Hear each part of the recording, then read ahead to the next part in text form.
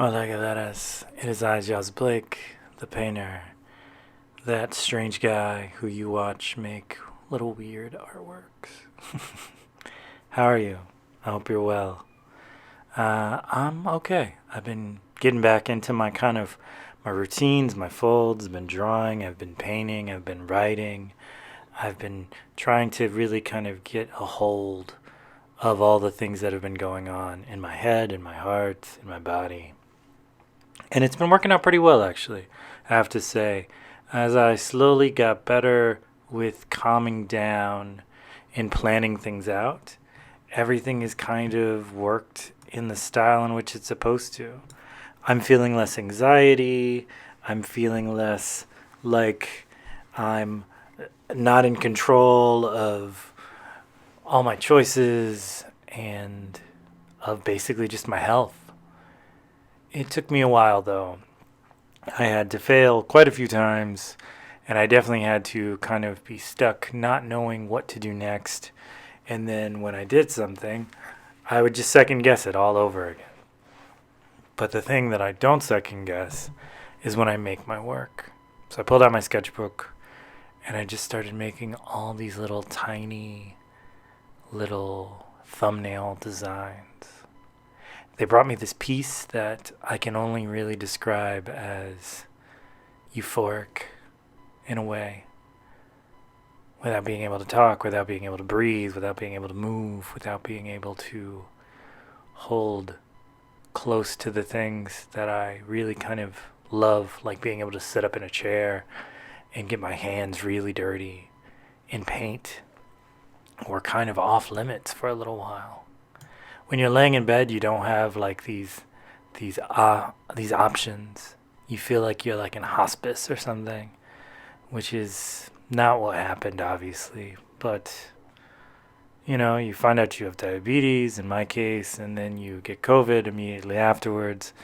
It's very much kind of a kick right in the stomach.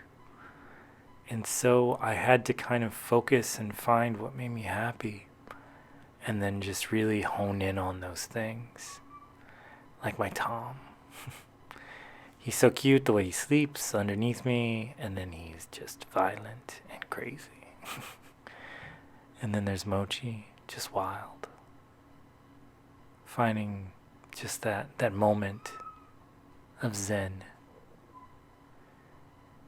where the lines kind of come alive. The details are very fulfilling, and they hold close to all the places and things that I'm really trying to get back into. Trying to find all these little kind of ups and downs and throughways and passways into what has made me the painter that I have been for the last decade or so. I've been on this big journey trying to find what my culture means to me in my art. To be this West Indian Afro-Latino kid who's in his 40s now. Don't know how much of a kid I am anymore, but I feel like the ink and the brush and the lines and the textures are just so lush. They hold close to these parts and pieces in which are honest and beautiful, and they get me through those hard moments. You can't always be everything that you need to be, but sometimes when you're lucky, you figure out what works and you fall into it, like all other things.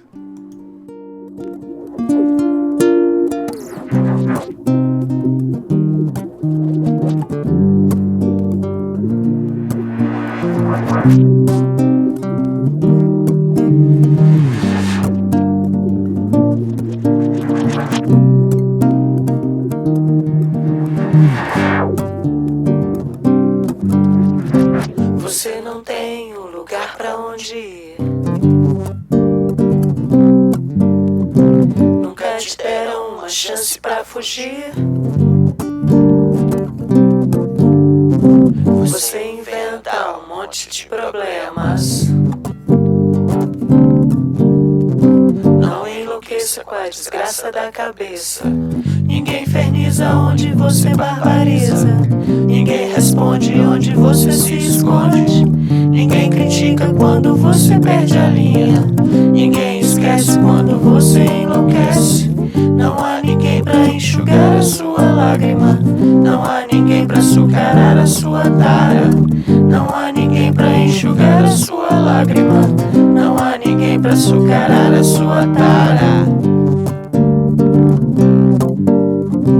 Você não tem um lugar pra onde ir. Nunca te deram uma chance pra fugir. Você inventa um monte de problemas. Não enlouqueça com a desgraça da cabeça.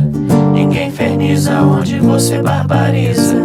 Ninguém responde onde você se esconde. Ninguém critica quando você perde a linha. Ninguém esquece quando você enlouquece. Não há ninguém pra enxugar a sua lágrima. Não há ninguém pra açucarar a sua tara. Não há ninguém pra enxugar a sua lágrima. Não há ninguém pra açucarar a sua tara.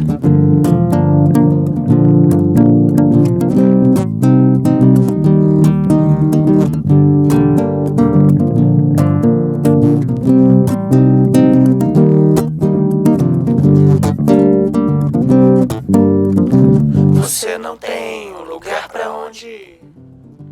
So, I was trying to get my meter working this morning, and it did not work. I could not do it right. I didn't figure out how to do it, and I was just struggling. So, and then I realized I was almost out of my metformin, which is my diabetic drug.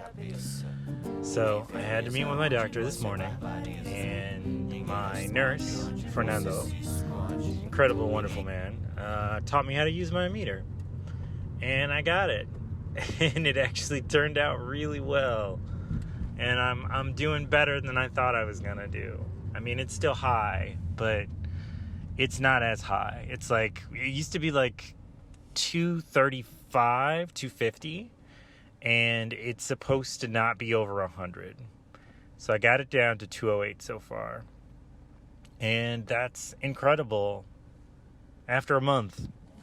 Like, I've changed my diet, I've changed my habits, I'm working out more, I'm doing all these things you're supposed to do. And it's working. It's finally working. It just feels good. I was talking to my friend who's pre-diabetic, and she had this really great advice where she said, there are ups and there are downs, there are highs and there are lows. And you just kind of have to take them as they go, and you can't treat them all like, you know, every single moment is this huge undertaking. Because if you do, you're just going to go crazy. And although we definitely are, a large part of madness is a part of who we are, I prefer to not be freaking out all the time. It's hard. It's hard to freak out constantly. Like, all you do sometimes is just lose your mind in these moments. And I prefer to not have that. I prefer to just have a regular, everyday, J. El Pintor type year. Something simple. And just live, you know? I know for some people that doesn't sound very difficult. That sounds probably exceptionally easy, but it has been difficult. It has been really, really, really difficult recently to just do these things, because I was so afraid that once I started using my meters that I was going to start seeing that I was doing such a poor job. And there's no reason I would be doing a poor job. I've been taking care of myself, and I've been, like I said, I've been eating properly, I've been exercising, I've been drinking lots of water, I've been doing all these things.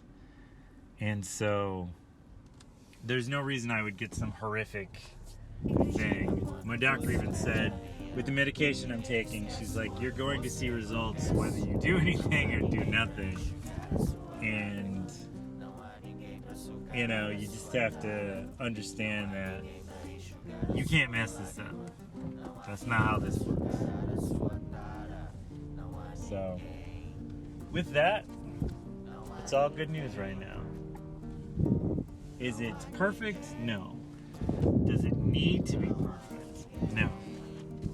So, we're golden. We're golden, Pony Boy.